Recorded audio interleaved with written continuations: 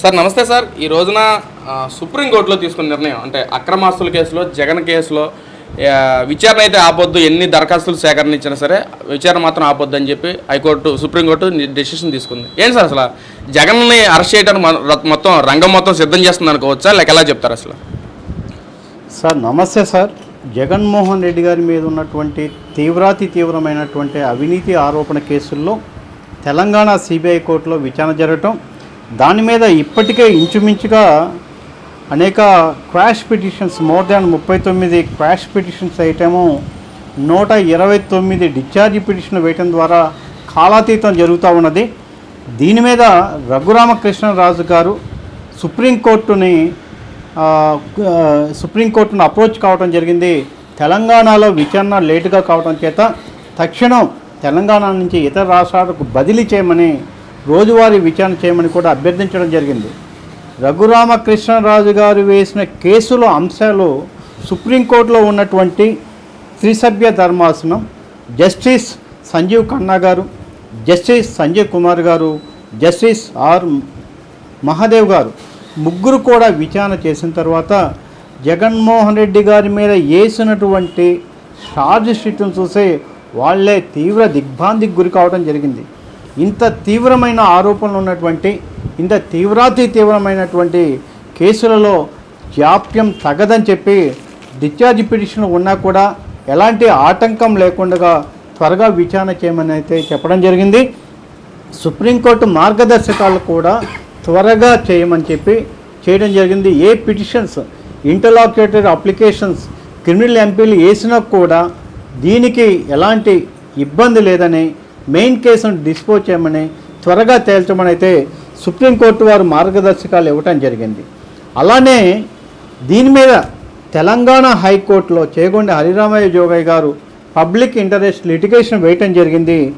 దీని మీద తెలంగాణ హైకోర్టులో బెంచ్కి వచ్చేసే వరకు జస్టిస్ అలోక వరోద్ గారు, జస్టిస్ టి వినోద్ గారు బెంచ్ దీని మీద విచారణ చేయడం జరిగింది.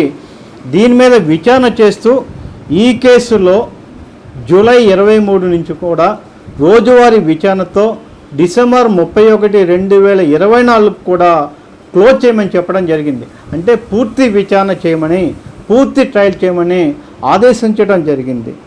అంతేకాకుండా దీని మీద ఇప్పటికే 129 డిశ్చార్జ్ పిటిషన్ వేయటం అంటే చట్టంలో ఉన్నటువంటి లొసుగులను తీసుకొని జగన్మోహన్ రెడ్డి కోర్టులను కూడా ప్రభావితం చేస్తున్నాడు అని చెప్పడంలో అతిశయోక్తి లేదు. ఇంత దారుణమైనటువంటి తీవ్ర ఆరోపణలు ఉన్నటువంటి 100 కోట్ల రూపాయలు ఈడీతో అటాచ్మెంట్ అయినటువంటి ఈ కేసుల్లో డిశ్చార్జ్ అనేది అసంభవం. ఒక్కసారి జగన్మోహన్ రెడ్డి చరిత్ర చూసినట్లయితే ఆయన మొత్తం కూడా నేరపూరితమైనటువంటి చరిత్ర అని చెప్పవచ్చు. దేశంలో ఎక్కడా లేనటువంటి 38 ఈడీ కేసుల్లో ఏ ముఖ్యమంత్రి మీద లేనటువంటి, ఏ ప్రజానాయకుడి మీద లేనటువంటి ఎక్కువ కేసులు ఉన్నటువంటి, రికార్డు బ్రద్దలు కొట్టినటువంటి ముఖ్యమంత్రి ఒక విధంగా తెలుగు రాష్ట్రానికి ముఖ్యమంత్రి కావటం ఒక విధంగా దురదృష్టంగా నేను భావిస్తున్నాను.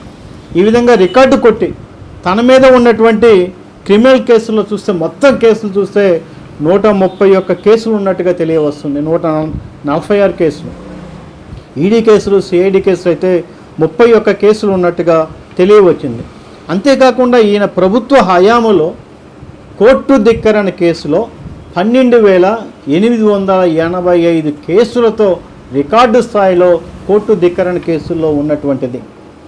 తన మీద కోడికత్తి కేసులో, ఎన్ఐ కేసులో విచారణ కాకుండా ఇక్కడి నుంచి విశాఖపట్నం బదిలీ వెళ్ళిన తర్వాత తన మీద ఎవరైతే నేరారోపణలు ఉన్నాయో వాళ్ళకి బెయిల్ లేకుండా చేయటమే కాకుండా కనీసం కోర్టుకు హాజరు కాకుండా తన మీద ఉన్నటువంటి కేసు విచారణ చేయకుండా న్యాయస్థానాలను అడ్డపెట్టుకోవటం ద్వారా అమూల్యమైన సమయాన్ని వృధా చేయటమే కాకుండా ప్రజలకి ఒక అపనమ్మకాన్ని అయితే సృష్టిస్తున్నారు. ఈ దేశంలో ఉన్నవాడికి ఒక న్యాయము, లేనివాడికి ఒక న్యాయమా అని జగన్మోహన్ రెడ్డి కేసుల ద్వారా ఒక సామాన్య ప్రజలు చర్చకు జరిగింది. కనుకే సుప్రీంకోర్టు జోక్యం కలుగు చేసుకొని సత్వర విచారణ చేయమని, త్వరగా విచారణ చేయమని, రోజువారీ విచారణ చేయమని, ఏ పిటిషన్ వేసినా కూడా మెయిన్ కేసుకు విచారణకి ఇబ్బంది లేకుండా త్వరగా చేయమని అయితే చెప్పడం జరిగింది. డిసెంబర్ 31 లోపు ఈ సంవత్సరం లోపు పూర్తి చేయమని తెలంగాణ సర్వోన్నత న్యాయస్థానం కూడా ఇచ్చింది. అయితే ఇప్పటికే రఘురామకృష్ణరాజు చేసిన ట్రాన్స్ఫర్ కేసులో ఒకవేళ ట్రాన్స్ఫర్ అయినట్లయితే తెలంగాణ సిబిఐ కోర్టు నుంచి వేరే రాష్ట్రాలకు వెళ్తుంది. వేరే రాష్ట్రాలకు వెళ్ళినా కూడా దినసరి విచారణ ఉంటుంది, లేదా తెలంగాణలో ఉన్న రోజువారీ విచారణ ఉంటుంది. ఏది ఏమైనా ఈ మధ్యగా జగన్మోహన్ రెడ్డి అరెస్టులు నాకైతే తెలిసి ఉండవు. ఎందుకంటే ఆల్రెడీ అరెస్ట్ కాబడ్డాడు, ఇంచుమించుగా కొన్ని నెలల పాటు జైల్లో ఉండటం జరిగింది, ఛార్జ్షీట్ ఫైల్ చేస్తున్నాడు. ఇప్పుడు వాయిదాలకు రాకపోయినా, కేసు విచారణకు సహకరించకపోయినా దేశం వదిలిపోతున్నాడన్నా, సాక్షులను ప్రభావితం చేస్తాడన్నా అరెస్టులు చేసే అవకాశం ఉంటుంది. తన ప్రభుత్వంలో ఎంతవరకు చేయాలో అంతవరకు చేస్తున్నాడు. అధికారాన్ని అడ్డం పెట్టుకొని ఎంతవరకు చేశాడో చేస్తున్నాడు కనుక ఇప్పుడు చేసే అవకాశం లేదు కనుక ఇప్పటికిప్పటికి అరెస్టులు అయితే లేదు. కానీ ఫైనల్గా ఈ కేసులో బయటపడే అవకాశం లేదు. ఇంచుమించుగా 10 years పైనే శిక్ష ఉంటుంది, కానీ లోపైతే ఉండే అవకాశం లేదు. సార్, కొంత సాక్షులను ప్రభావితం చేసిన జగన్మోహన్ రెడ్డి ఎప్పుడైతే అంటే 10 సంవత్సరాలు అంటున్నారు కదా, ఇంకా ఎక్కువ శిక్ష పడే అవకాశం ఏమైనా ఉంటుందంటారా? ఖచ్చితంగా ఉంటుంది. ఇలాంటి కేసుల్లో వేల కోట్ల ప్రజాధనానికి సంబంధించిన కేసులు అవినీతి కనుక ఈడీ కేసులో జరిగినట్లయితే మ్యాక్సిమం పనిష్మెంట్ ఎక్కువే ఉంటుంది. కేసు కొట్టివేయటం జరిగింది, అలానే లీనియన్ జడ్జిమెంట్ వస్తుంది కూడా ఆశించడం తప్పే అవుతుంది. తీవ్ర ఆర్థిక నేరారోపాలు, అధికారాన్ని అడ్డం పెట్టుకొని, తండ్రి అధికారాన్ని అడ్డం పెట్టుకొని కోట్ల రూపాయలు దోసిన విషయం కనుక కోర్టు ఫైండింగ్ ఇచ్చినట్లయితే శిక్ష కూడా ఎక్కువే ఉంటుంది, తగ్గే అవకాశమే లేదు. చూడండి, అంటే కోర్టును అడ్డం పెట్టుకోవడం ద్వారా విలువైన సమయాన్ని వృధా చేయడం అనేది ఒక న్యాయవాదిగా నేను బాధపడుతున్నాను. సరే సార్, మరి గతంలో చూసుకుంటే కోర్టుకు రాకుండా ఎన్నో కారణాలు చెప్పి తప్పించుకున్నారు జగన్మోహన్ రెడ్డి. ఇప్పుడు నాకు సెక్యూరిటీ లేదని చెప్పి కారణం తప్పించుకుంటే ఒకవేళ కోర్టు ఎలాంటి డెసిషన్ తీసుకోబోతుందంటే కోర్టుకు రాకుండా? సార్, గతంలో ప్రతి శుక్రవారం అయితే ఆయనకి కోర్టుకు వచ్చే అవకాశం రావాలి, దాన్ని అనేక సందర్భాల్లో తప్పించుకున్నాడు. ఇంతవరకు ఏ దేశంలో ఎవరూ లేనంతగా ఆప్షన్ పిటిషన్ ఇవ్వటం జరిగింది. రెండోది, నేను ఇక్కడ రావటానికి కుదరదని చెప్పేసి కోర్టును తప్పుదోవ పట్టిస్తూ బ్రిటన్లో మీ కూతుర్ల దగ్గరికి వెళ్ళటం జరిగింది. పక్కనున్నటువంటి పట్టుమని ఆంధ్రప్రదేశ్ నుంచి వెళ్ళటానికి 1 hourలో వెళ్ళటానికి, ఫ్లైట్లో అయితే కనీసం ½ an hourలో వెళ్ళటానికి నీకు లేని సమయము కోర్టును తప్పుదోవ పట్టించి కారణాలు ఏదో వ్యక్తిగతమా, రాజకీయమా, లేదా దోసుకోవటానికా అనేది మెటీరియల్. మీరైతే అక్కడికి వెళ్ళిన మాట వాస్తవం.